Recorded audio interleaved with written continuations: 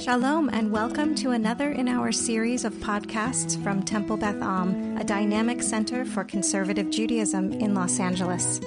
This is a recording of Rabbi Adam Kligfeld's weekly Rashi study class. And hello and proper salutations for whatever time of day you might be listening to this on the Temple Beth Am podcast.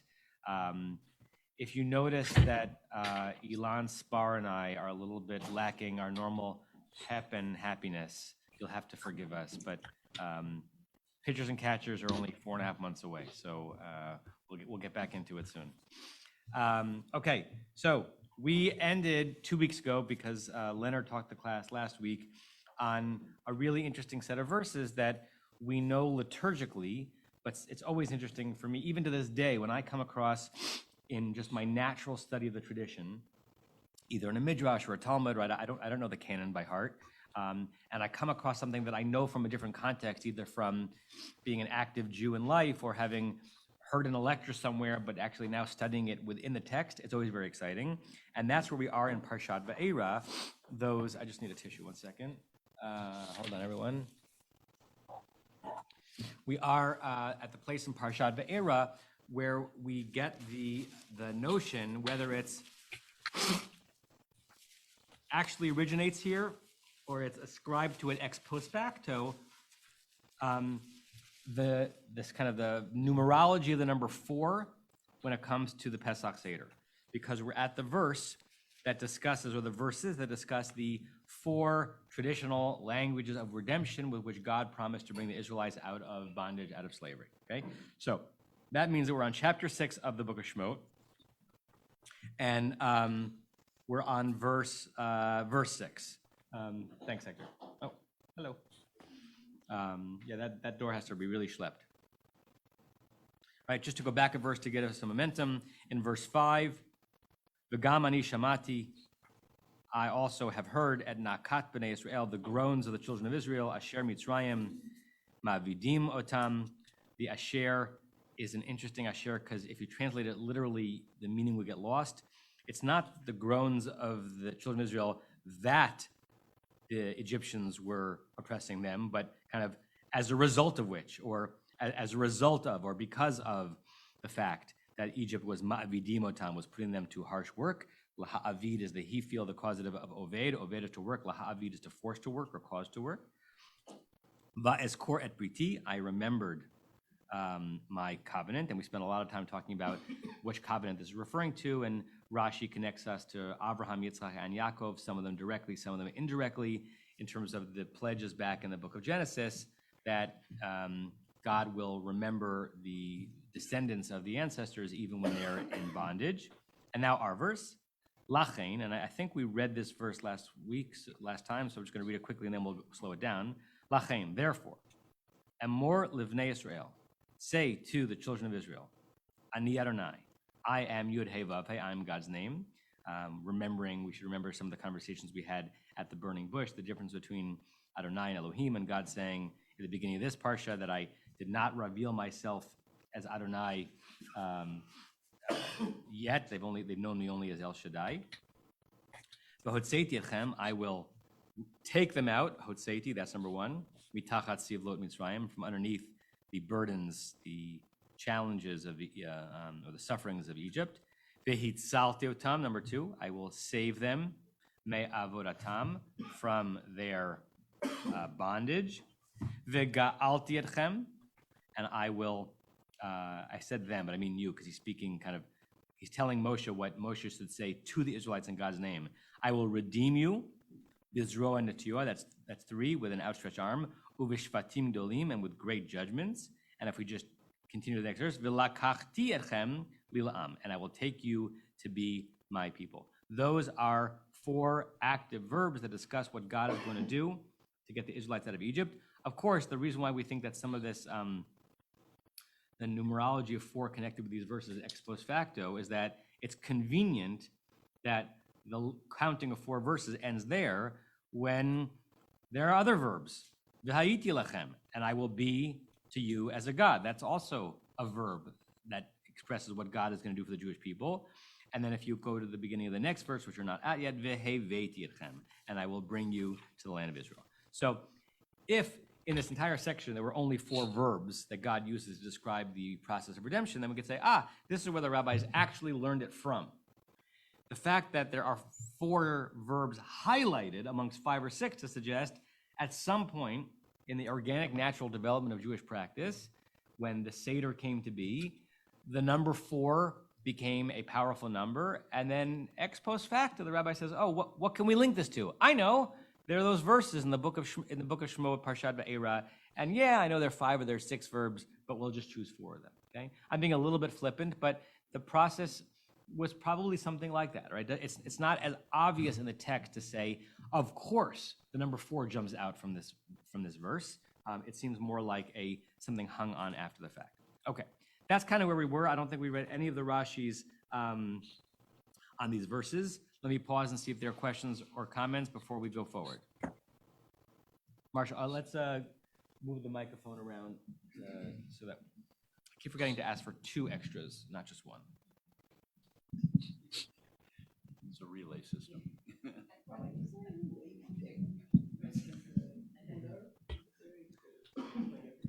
There might be, but I can't do it instantly. I'm sorry. Okay, Marshall.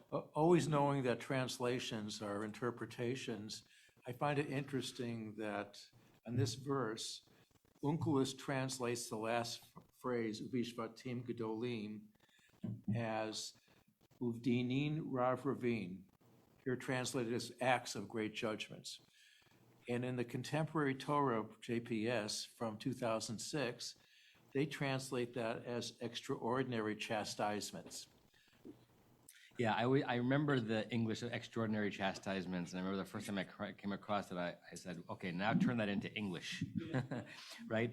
It's hard to translate ancient words into modern words that don't sound too colloquial and that retain some of the gravitas of what we ascribe to ancient language, but we want to write it in a way that normative speakers of English will understand it.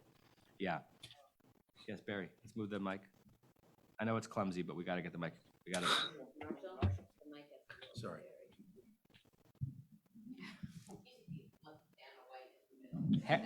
Hold on, Hector, while we're listening, Hector, can you just make a note that next time we need 2 other mics besides mine? Total 3. Thank you. Mics.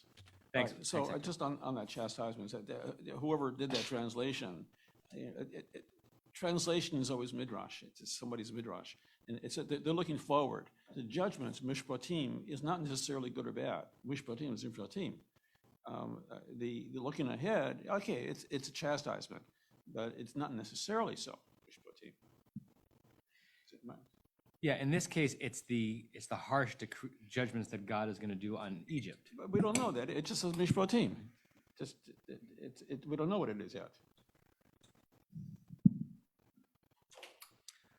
Okay, it's a possibility. We know, because we know the story, we're saying just if you're looking at the words, that what God is, the process by which God is going to get the Israelites out will involve some kind of great judgment, but we're not sure exactly what the context is. Is that what you're saying, Barry? Yeah, we don't know yet.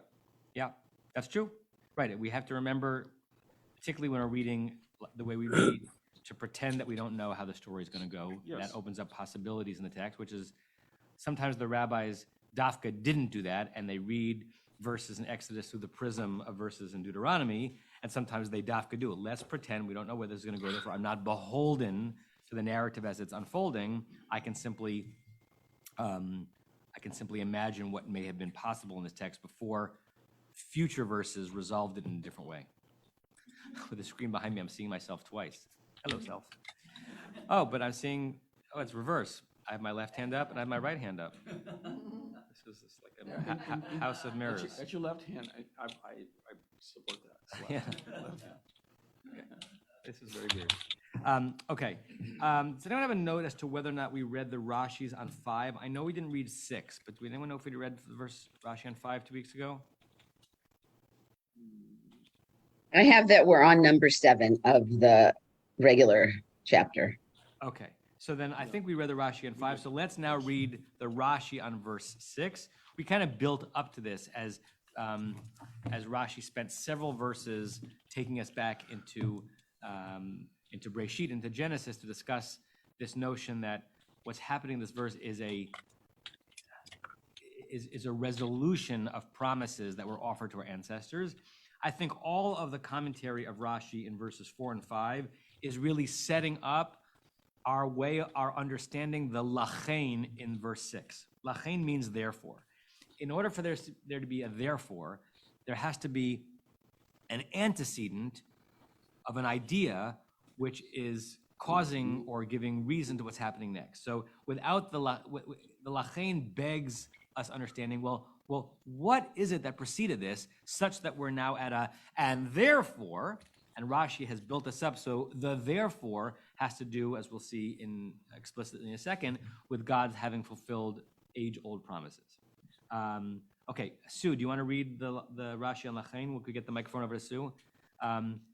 Because Rebecca's not here. What Rebecca had been doing was pulling up this class on her phone and then pointing the camera to whoever in the room is talking. Does anybody want to do that for today? Just pull up Zoom pull up this class on your phone, join, don't add volume, and then just point it so that the people on Zoom can hear can see who's speaking. That would be great. Otherwise, it's too clunky for me to turn my computer on.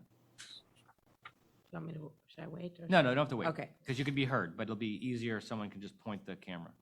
Okay, לכן, על פי אותה השבועה, according to the swearing, the oath.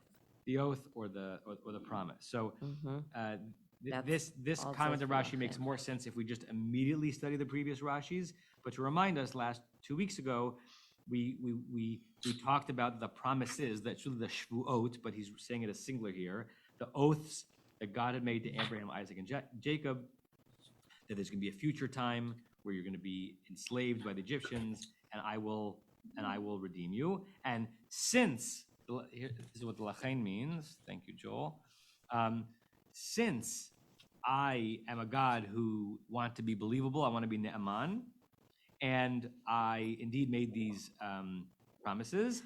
Therefore, I want you to say this to the children of Israel, based on, so that I can complete and resolve the oath that I had made earlier to your ancestors. Okay, therefore what? Well, we're trying to set up a camera here. You're going to sit right there? You don't have to go that close. You could do it from here, Goodness Joel. gracious. You could see her nose hairs. Okay. Are you ready for your close-up? Yeah. Okay. Therefore, Emor livnei Yisrael ani Adonai. Therefore, go to the children of Israel. Say to them, Emor. Say to them, Emor. Say to them that I am God. I am the Lord. Remember that when Rashi spoke a few verses ago about the distinction between Adonai and El Shaddai, Adonai is God's most intimate, the Yud He Vav He most trustworthy, most you can really rely on me name. El Shaddai is also a name of God, but God had not fully made God's self known as Adonai to them yet, but now he's doing it. And what does Adonai mean in this context? The Lord. Keep reading. Oh. הנאמן בהבטחתי, Havtachati. Okay, what does that mean? The one to believe in? No. Correct. Yeah, Yes. the believable. One to believe Ne'aman, to be ameined, yeah. And the one who promises. But connect it with the ba. I am believable. I'm believable, I am but promisable. I'm Right. in a promise with you. Right. I can be trusted. So I am Adonai. I'm Adonai Israel. I'm not just El Shaddai. I'm not just Elohim. I am Adonai. You can trust me in this. In what way am Adonai? That I am Ne'aman. I am believable, trustable, reliable, with respect to Havtachati, my promise. Right? And remember, Rashi is imagining, I guess, that which we should imagine based on trying to create a full four-dimensional reality from the text, that the Israelites enslaved in Egypt have some inherited, passed down memory of their ancestors, right? Can we prove it? No. Do we, of course, we can't even prove Exodus, right? Do we know that the average Israelite slave knew Jacob's name, knew the story of Isaac's stealing the birthright and the blessing, knew about the the Brit Bein HaBetarim of Abraham? No, but the internal logic is that this is a people that's being redeemed, that's connected to the ancestors that brought them down to Egypt, which means they know the stories, right? And if they know the stories, they know that God got very close to Abraham, Isaac, and Jacob. They know that God made some promises, and they know that right now they're enslaved. And so they're probably thinking, where are you, God? I know Breshit. I know that you promised to redeem us. Why hast thou forsaken us, to borrow from a New Testament language, right? And so God is now coming and saying, therefore, since I now have remembered all these promises, say the Israelites, all your understanding of me, Israelites, I am actually Adonai. I'm actually the trustworthy God that you heard about from the stories of your ancestors. Joel. Were you intending on looking at Bamidbar 2012? That's what my footnote says.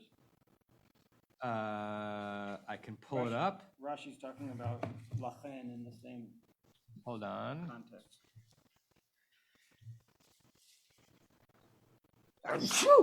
Briut. Thank you. 1 second.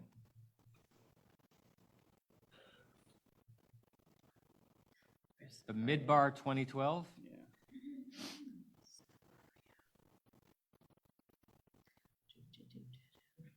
That's on the screen, right? Okay, yes. So let's take a look at this verse. Maybe the connection will make itself clear.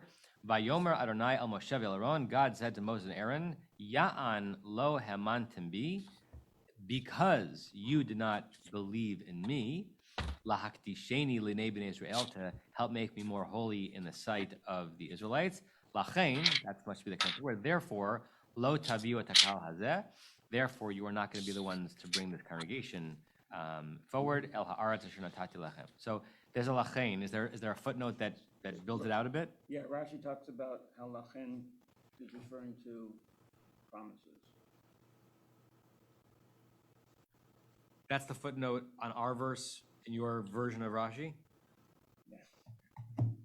I'm trying to figure out what that footnote is adding. No, if you go to the Rashi of this verse, he talks more specifically about what. Oh, in this volume even? No. Click on the Rashi from Safari, yeah? On verse 20? Yeah. On verse 12? 12, yeah. Chapter 20, no? 2012, you said? Just so you know that what you put up on the screen is not showing up on our screens, those of us at home. Yeah, it's Where's behind the- you, but there isn't a share screen. Oh, right. Sorry. Okay. Thank you, Barbara. You're welcome. God, this technological world is complicated. Go down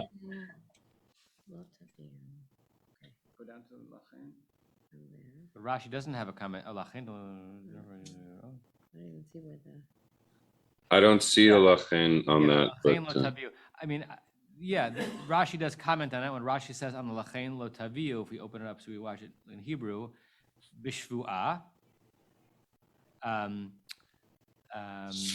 in an oath, kamo, similar to v'lachein ishbati levet Eli, therefore I have been sworn to the house of Eli in the book of Shmuel, nishba bekfitza, shelo yarbu b'tfilah al kach. He swore quickly, so they would not extend their tefillah on it. But aside from the fact that lachein suggests a fulfillment of something, I'm not sure if there's a deeper connection to these two verses. He also gives another reference of Rashi to Ezekiel 16:8. Yeah, I mean, I suppose the footnotes are trying. Let me go back.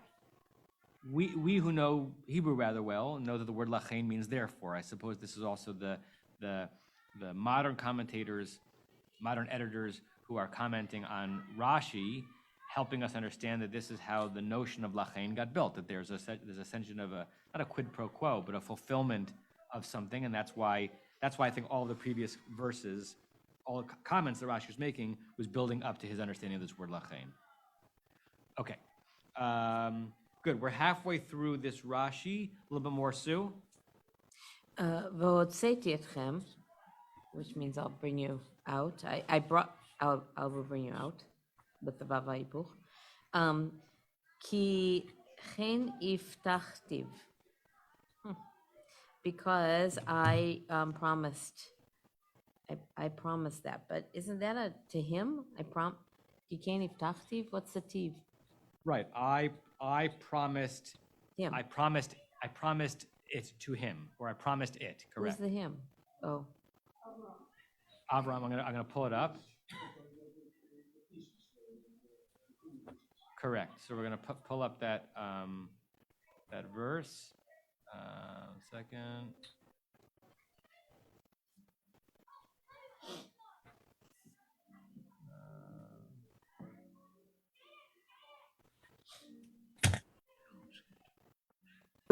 Don't forget to let us see it. Hector, is there a way you can ask them to? Thank you. One everything second. is ringing and buzzing. And people are screaming. It's very loud today. It's loud today.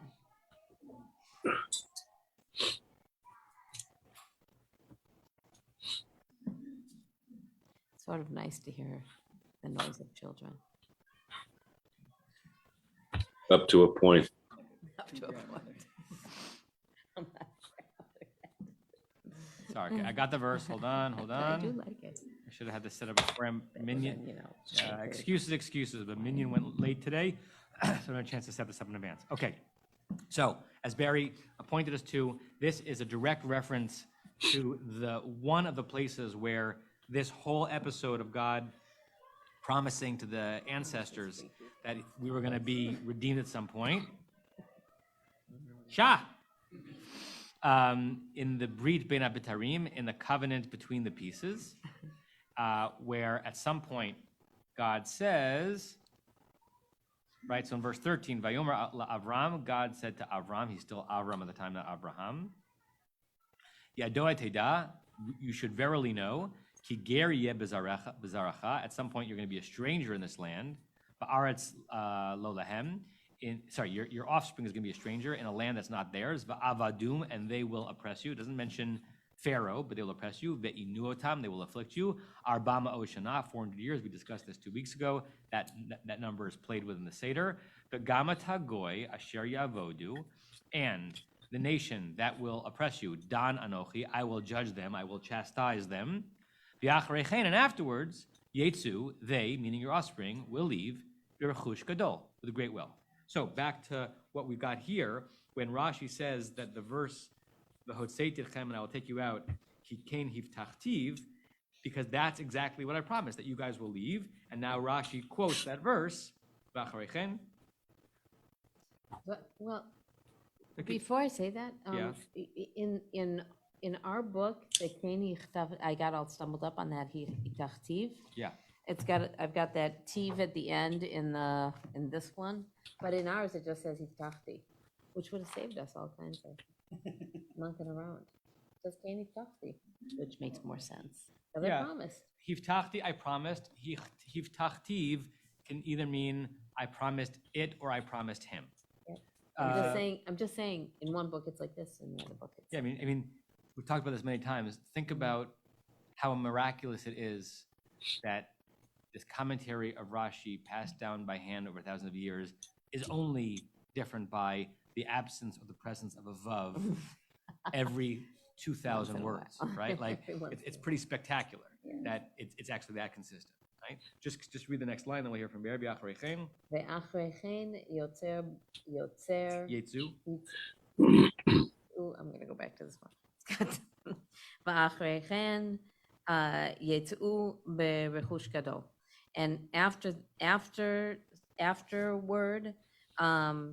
it will all come out with a big rechush, a big reward, Right. a big They property. will emerge from Egypt or With a from big whoever's going to something. press them with great stuff, right? So therefore, promise them, say to them that I'm trustworthy in my promise, and I will indeed redeem them as I said I would. Barry?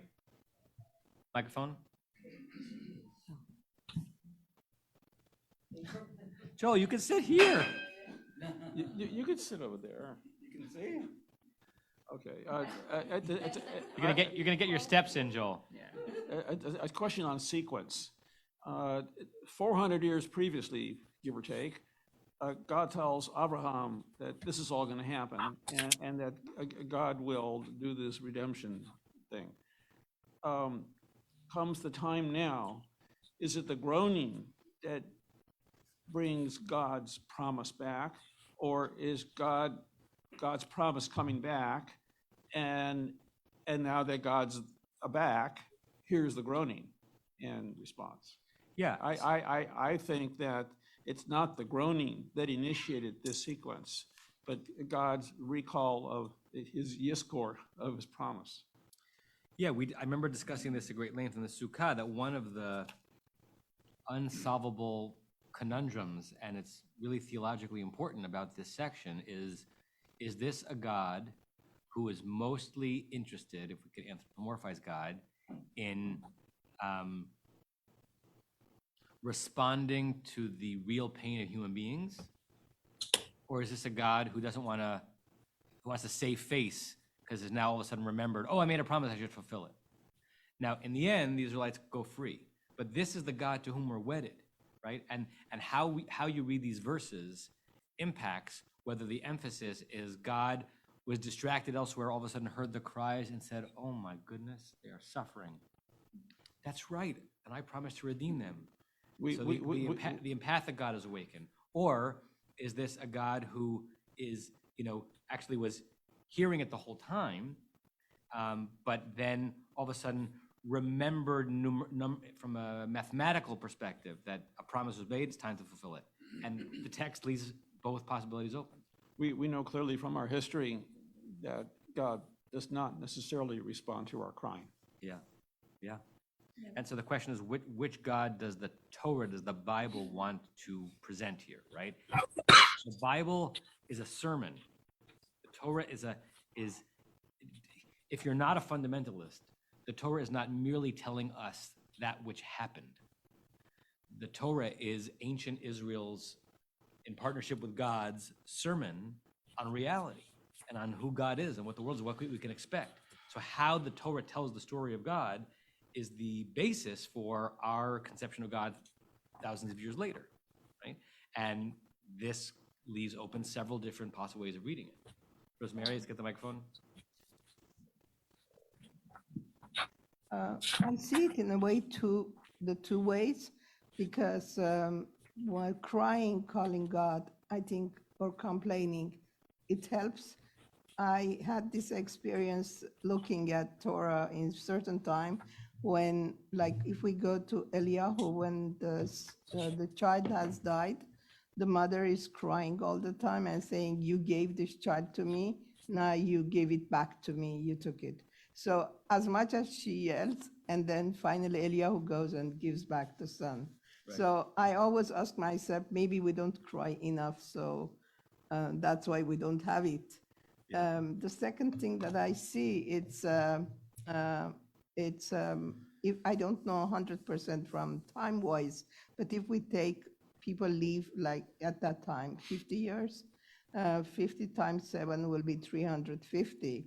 And they were like 400 years in slaves and being slaves, maybe they were living longer. So can we say this was the punishment of Jacob's sons, that after the flood, God said 7 generations will pay back?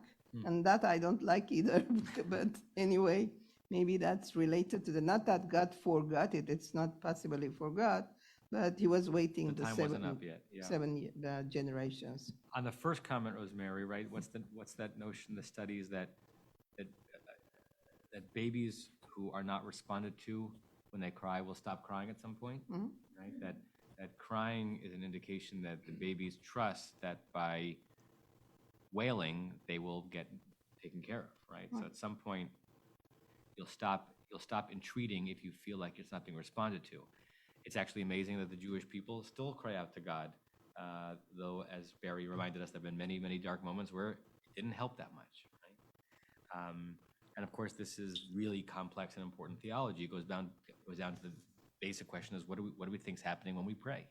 Right? Are we praying to get something accomplished? Are we praying to get a need met? Are we praying to a God who listens, who cares, who intervenes? Or is prayer more of a matrix than an arithmetic conversation where I ask for something and I get it back?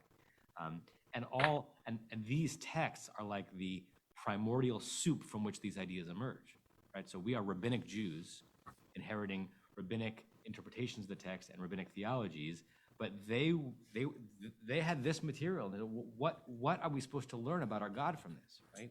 And what are we supposed to learn about what it means to pray? And you can imagine that if the rabbis wanted to experience and teach a theology that suggests that crying out to God is an effective way of doing prayer, they would want to read into this story. That's exactly what happened here. The Israelites were enslaved, but when they started to daven and those groans rose up to the heavens, that's when God responded, right? That's an intentional way of reading the verses, but it's not the only way of reading the verses. Okay, we have one more comment on this verse. When Sue reads this, your job, as it almost always is in Rashi, is not just to understand the 3 words of Rashi's comment, but what is Rashi's question to which these 3 words are an answer. Hold on a second. I'm just seeing now that there are hands up, and I didn't see it before. Sorry. Joanna and then Barbara, I apologize for that. I just wanted to suggest that I think there's a possible read here that the cry is a little bit of a Nachshon ben Aminadav moment, in that perhaps they weren't ready to leave yet. You know, there's been lots of studies on people who suffer all sorts of horrible things, and it's not quite as easy to get them out of that situation as one might think, because they have become so used to it that that's all they know how to do. And that the cry perhaps indicated to God that they were ready for something else, that this was a freedom that had to be granted in stages, which I think we're going to see in a few verses when we read that they, lo shamu leMoshe. Is it that they didn't listen to Moshe out of choice, or that they couldn't yet listen? They weren't yet able to listen to Moshe. So I'm wondering if there's, a possible read to go along those lines, that, God was waiting for the moments when they would be ready for the various stages of redemption. Beautiful, Joanna. For those who may not know the reference, can you just flesh out the Nachshon ben Aminadav reference? So there's a very, very famous midrash at the crossing of the sea that the Israelites got to the sea and the water was rising and it rose up to their knees and the water didn't part, and it rose and it rose and it rose, and they were standing there doing nothing. And the water was up to their noses, and Nachshon ben Aminadav, I forget, he was the leader of one of the Shvatim, I forget which one. He jumps into the sea, and because he took that initial action, God then responded. So in the same way, God was waiting for some sign of readiness from Bnei Yisrael, that they were ready. And the fact that they were now crying about it, that they now felt something about their slavery, and a cry seems to be, to me, an understanding, you cry because you wish for something to be different. So the fact that they had gotten to that stage now where they were ready to acknowledge they wanted something to be different, God was then therefore ready to move also. Yeah, the Nachshon Midrash is kind of the inverse of the classic parable of the person who dies in a flood and says, "Where were you, God?" And I sent the car, I sent the boat, I sent the helicopter, right? So that parable is you have to take an active role in your being saved. And the rabbinic notion 2,000 years earlier is you actually have to initiate it, right? Not just you have to be responsive when offered to you. You've got to take an initiating role if you're going to expect God to be in your life, right? Great, thank you for that, Joanna. Barbara? Yeah, I just wanted to make a comment to add on to what Rosemary said. We have this concept in the Bible of years, but I personally believe that it's a very different concept of what a year is to us now. I don't know how they based years on in those days. We base it on the turning of the earth for 365 plus days. And I've always felt like, when they say somebody lived 900 years, I don't believe it. I think that maybe a quarter of a year or something like that is what they thought was a full year. And so 400 years, sometimes I wonder the same thing here. Maybe they were only there for 100 or so years, or 200 years, not 400 years. Yeah, certainly the ages in the book of Breshit seem to be expanded mythical numbers, right? I don't think, and then again, fundamentalists might. I don't think that we're supposed to be reading that and imagining that the character Noah saw 600 winters in his life, right? The question, at some point though, Barbara, it seems that the notion of biblical time starts to match up with what we consider to be time. So the question is, do we trust the amount of time that the books of Exodus and Numbers and Deuteronomy say it took us to travel through the desert? Do we trust those 40 years, or are we still skeptical of the number of years because the Genesis numbers are so worthy of skepticism? It's mostly the Genesis conception of years which are hardest to make sense of. Although, Barbara, I'm holding out for 600 years for you, just so you know. I'm looking, I'd like 16 at least. But one or two sessions ago, we did talk about it to some degree, because I commented on it that we were there supposedly for 400 years, and you said many Bible people feel that it was less. And you mentioned that sometimes, and maybe that has to do with what I feel, that those people didn't feel that it was 400 years like what we have today in a lesser number of years. So some of that is internal conflict in the math of the tradition. So when God is anticipating Egyptian slavery in the scene with Abraham of the Brit Bin B'Tarim, there's the 400-year notion. But if you track internal to the math of the end of the book of Genesis and the book of Exodus, how long people lived, and then whose children were whose children, and then you get all the way down to Moses, that doesn't add up to 400. So that's why there's that section in the Haggadah that not everyone pays a lot of attention to, and other places in rabbinic literature that tries to either square that circle and resolve how it can be both a 400 number and a 200-year number, and of course we don't know. But yeah, it's because our own internal math does not add up if you compare each place where it's referenced in the tradition. Rick, and then Stevie. Hi.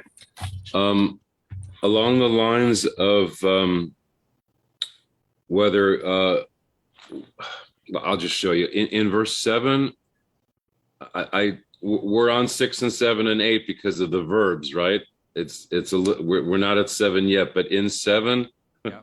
There's v'hayiti lachem l'Elohim, I will be God, and then vidatem, you will know that I am God. So kind of along the lines of, well, they're slaves and they're not really doing anything, and then all of a sudden they realize that they want to change it, that they know that there's a God there that can help them.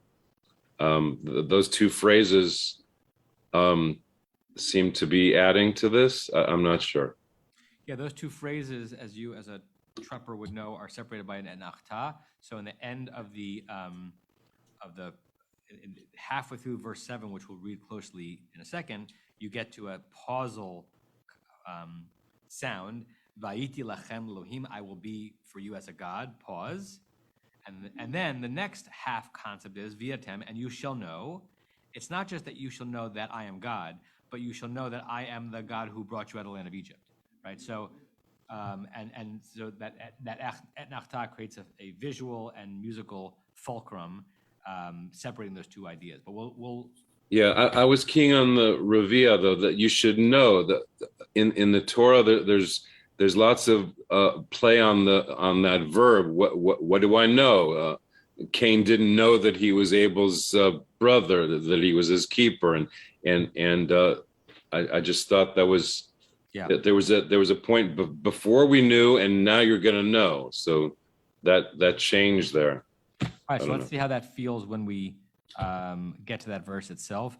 I was just told by someone that I wasn't loud enough on the Zoom. Can you hear me better now? Yeah. A little bit, yeah.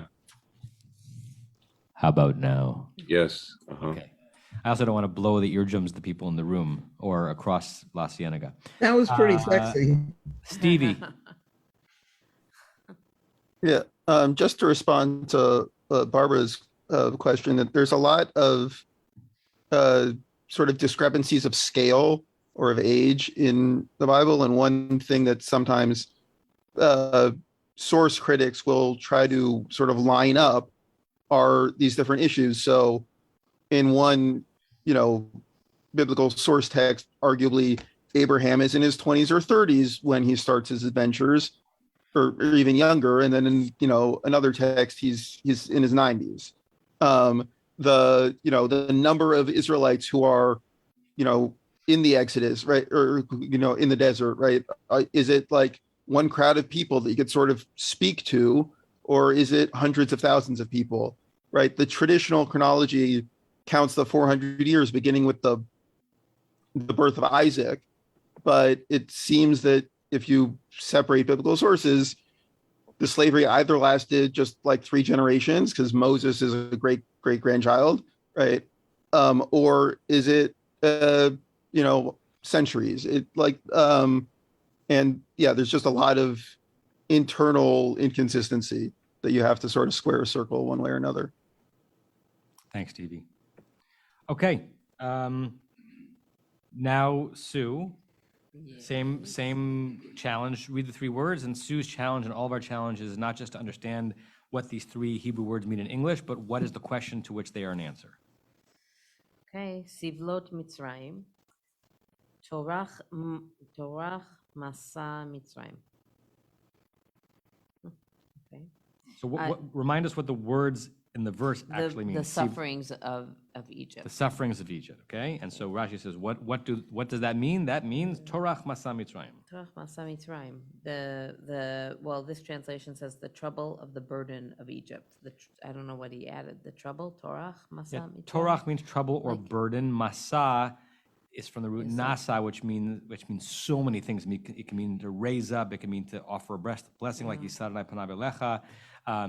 It can mean census, right? Naso at Rosh Bnei Israel, but it could also mean something which is carried as a burden. So Torah Masa is almost like a tautology, the burden of the burden, or the burden of the heaviness of Egypt. My question to you is, what is Rashi's problem in the verse, or what's his question on the verse to which this is an illuminating answer? My version doesn't even have Torah. Mine says Ol Moshe Mitzrayim. That must be a commentary on the Rashi, not the Rashi itself. No, it's in the Rashi paragraph. It says Sovlot Mitzrayim, Ol Masha Mitzrayim. Oh, okay. And so I suppose that in some of the versions of Rashi, the word Torah, which means bother or burden, was transposed or switched with ol. Ol means yoke, right? The Y-O-K-E, the yoke of the burdens of Egypt. Okay.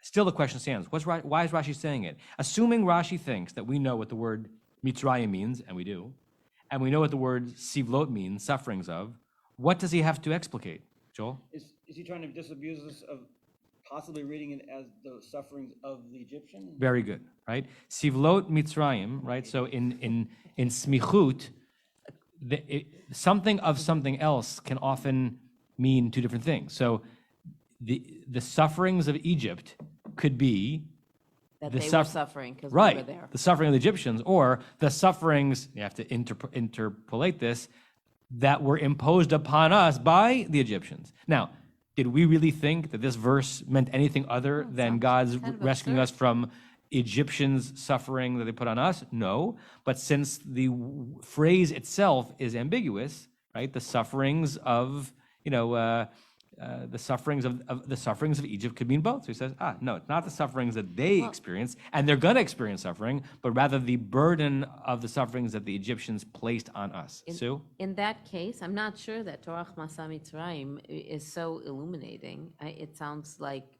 it could be misinterpreted in the same way, to the same degree. It still doesn't, that doesn't put it on us. Interesting. Right, so the Gur Aryeh, who's the Maharal of Prague, his super commentary on Rashi, what he adds in Torah Masa Mitzrayim is Ha'ol, there's that word, Renee, the yoke, Hakaved, the heavy one, Asher Mitzrayim, that which Egypt, Matilim Alehem, had placed upon them. So I guess the Gur Aryeh is saying to Rashi, you tried to disabuse us of that notion, but you didn't get all the way there. So I'm gonna help you. I'm gonna help you get to what you wanted to say in the first place. Good. Anything else on Marshall? Yeah, let's get Marshall the microphone. Yeah, going back to the word Torah again, I'm reminded of the concept of tircha de tzibura. Yeah. Placing a burden on the community itself. I only know it from the context of we don't want to spend too much time rolling the Sefer Torah. And in effect, the Egyptians have placed a Torah upon the people by delaying the time of the redemption. Yeah.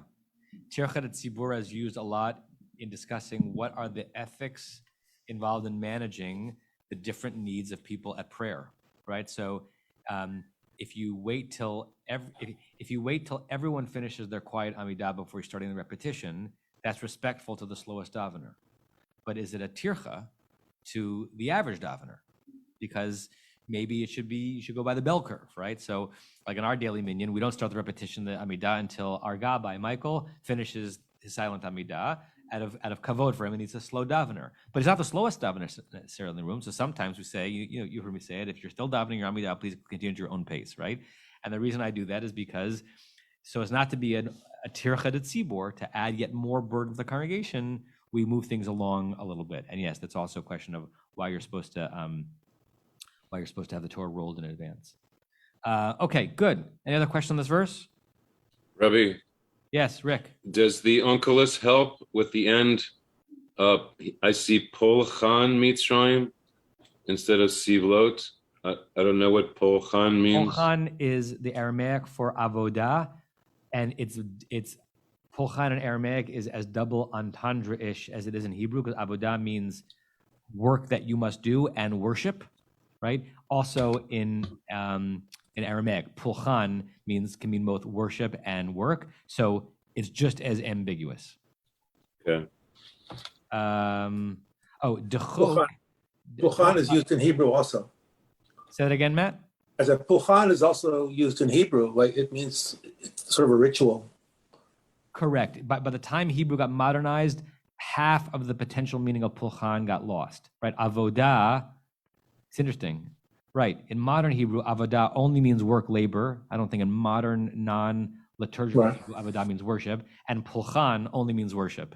But originally, they were Hebrew and Aramaic words that both meant both. That's exactly right, Matt.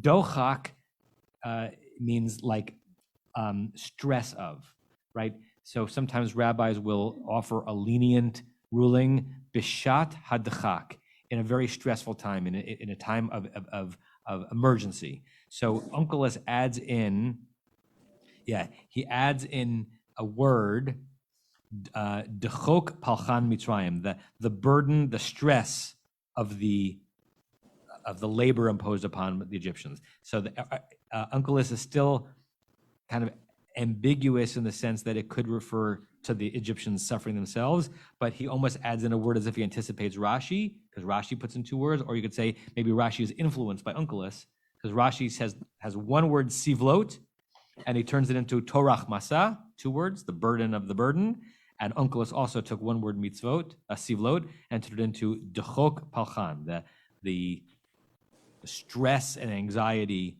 of the labor of the Egyptians. Good. Okay, let's go to verse 7 that we're on. Who have we not heard from today?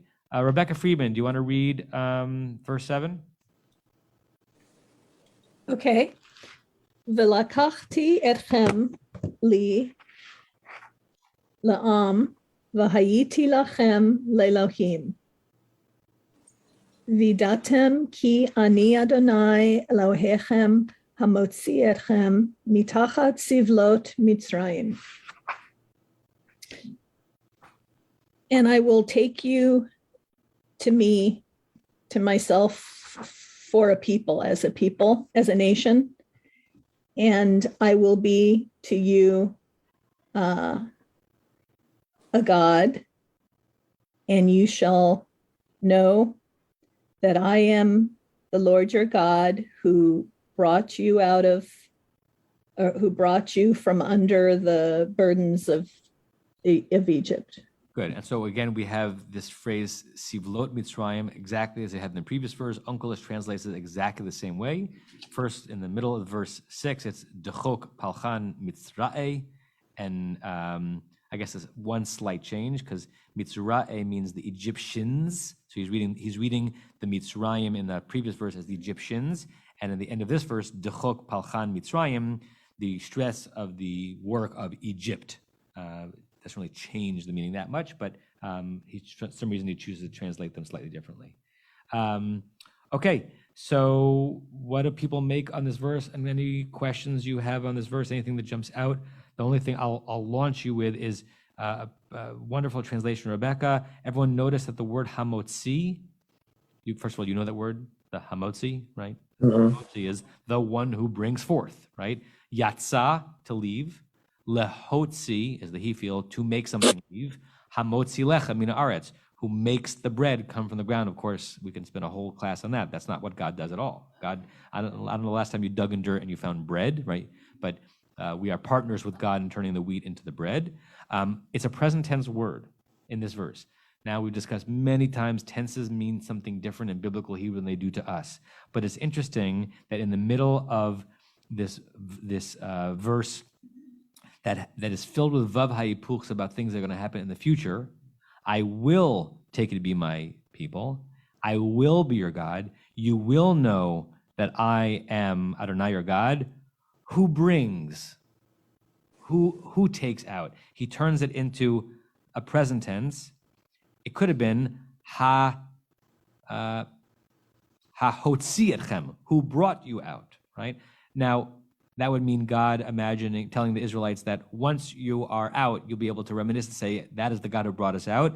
It's interesting that the choice here is to keep it in a present tense verb. Now, what does present tense mean in biblical Hebrew? We're not quite sure. It could also be a present tense verb, can be adjectival, the one who brings out, the bringer out, where it's not an active present tense verb, but a describer of the God. Any other questions or comments on this verse? We'll look at the Rashi. Oh, is Rashi quiet in this verse? Rashi's quiet in this verse. I just want to say that if he would have let it be with this Sivlot, wherever we were, with this Sivlot Mitzrayim, it seems pretty clear for this next sentence that it just is worded that it's definitely the Sivlot that we're mitachat Sivlot. Yeah, we had mitachat in both places, right? But yes, hamotzi etchem mitachat sivlot mitzrayim. That doesn't make sense to say, I am the one who brings you out of the suffering that they suffered, right? Joel, can you get the microphone to Joel? And then Rick, I see your hand. Or did it go down? No, it's Stevie, I see your hand. So my edition says that there is addition that say old in the previous Rashi, in some of this is Torah, and based on that old Yosef Hallel, you know what that is? No. He says that Rashi is saying that it means that not only will he release us from the actual labor, but he will free them from the yoke of the burden of feeling that they are duty bound to do the bidding of the Egyptians, even at times when they are not actually engaged in hard labor. That's really interesting because it plays with what Ol Malchut Shamayim means, right? So we have the phrase Ol Malchut Shamayim all over in rabbinic literature, that one of the things that we're supposed to accept on our shoulders is the yoke of God's kingdom. And the yoke of God's kingdom is not a specific task. It's a psychological, emotional, spiritual acceptance that we are duty bound, right? So by adding in Ol, whoever this Yosef Hallel is saying is that it's right. You can take the slave out of Egypt, but it's hard to take the Egypt out of the slave. So I'm going to redeem you also by taking the Egypt out of the slave. Very nice. I love that. I don't know if that's what Rashi meant, but I like that. I like the midrash on the Rashi. Marshall, and then Stevie. It's interesting to me that the JPS translation of Hamotzi puts it into the past tense. Your God who freed you from the labors of the Egyptians. And I'm trying to figure out why, because the statement, the verse starts, I will take you to be my people, I will be your God, and you shall know that I Adonai, and how do you know then? I am the one who continues to free you. I have freed you Yeah. by my actions. Yeah. It's over and over again. It's such a delicious conundrum how to translate anything, even the word as simple as hamotzi. This is what Everett Fox does. He's very literal with the tenses. I will take you for me as a people, and I will be for you as a God, and you shall know that I am Yud He Vav He, your God, who brings you out. He maintains the present, who brings you out from beneath the burdens of Egypt. It's like every time I do a bar bat mitzvah run through, and I tell the student that when you get to the end of the Aliyah, Baruch Atah Hashem Notein HaTorah, and you do a little, if you don't know this, when you take an Aliyah, you're supposed to lift the Torah a little bit on Notein HaTorah. Blessed are you, God, who gives the Torah. It's not Natan HaTorah, not who gave the Torah. And what I say to them, because it's sort of true, is that the notion is that the blessing is not only reminiscing about Sinai, but having us relive Sinai now. We bless you, God, who right now is giving the Torah. So if God is giving it, we're taking it. We show that we're taking it by lifting it, right? Now, in that blessing, Notein HaTorah is also can also be understood as an adjective, not a verb. Bless you, God, who the giver of Torah. The giver of Torah, even in colloquial English, can refer to something that happened already, right? I'm trying to think of an obvious example, right? I bless my father, the giver of my life, right?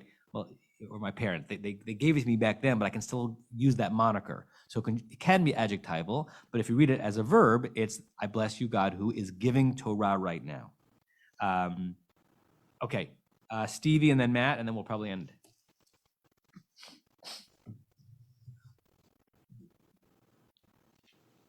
Stevie, you still there? There, sorry. I think it's interesting that Rashi was quick to bring up past promises, a verse ago, is not doing that here, because all of these statements are statements that appear in they're I don't want to say references, but these are promises that are not unique to this specific circumstance. That right, Vayiti lachem le'Elohim is right, or I guess it's in the singular, but right, like with Jacob's ladder, you have something similar to that.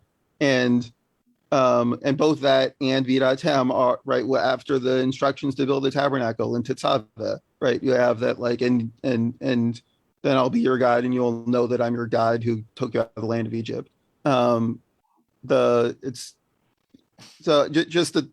are maybe we should do a thorough study of every promise from God, but that there's some kind of a progression, and that I'm just surprised Rashi doesn't cite a bunch of other examples. Yeah, endless and wonderful questionings from Rashi's silences, right?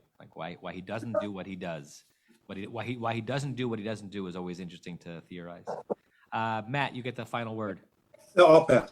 You pass. Did you mention Jody before? Thank you, Matt. Yeah. Depending on how long you all have been a part of this class, you may or may not remember that one of our regular participants for many years was Jody Myers, Zichrona Lebracha, who passed away this week from a terrible brain tumor. The funeral, I think, is happening right now, I think. I was at the funeral just now, so it's over. It's over. Yes, I was at the funeral. That's why I came to class late. And it was very moving, as one would expect. Her children spoke, and Adam Rubin also spoke. He had been her student, it turns out, when she was at teaching at Cal State Northridge. She was head of Jewish studies at Cal State Northridge. So it had been a good number of years since she was active in this class, but in the early years that I was here, she was here regularly and a wonderful contributor. And she, as I mentioned at our board meeting last night, she was a wonderful contributor to the whole community. For many years, she ran the one of the Shabbat Yeladim Tefillot over in the Gansberg building in Shabbat morning. And when we moved here in 2009, my daughter Noah was in third grade, and Joseph Rosenbaum, Nina and Jason's son, was in third grade. And at the time, Jody was running the 3rd and 4th grade Shabbat morning little tefillah, and she got them starting to read Torah in 3rd grade, like a verse at a time. And that's where both of those kids who are now adults, Noah and Joseph, are really dedicated to Torah reading. And they have parents who know how to do it, but it began really with Jody. So it's a very sad loss for her family and for all of us. And thank you, Matt, for reminding me. I think she started the meditation minyan. Yehi Zechra Baruch. Yeah. Okay, everyone, have a good day. Have a good day, everybody. You have been listening to another in our series of podcasts from Temple Beth Am, a dynamic center for conservative Judaism in Los Angeles. If you enjoy these podcasts, we invite you to write a review on the Apple Podcast site or wherever you get your podcasts. For more information about Temple Beth Am Los Angeles, go to tbala.org.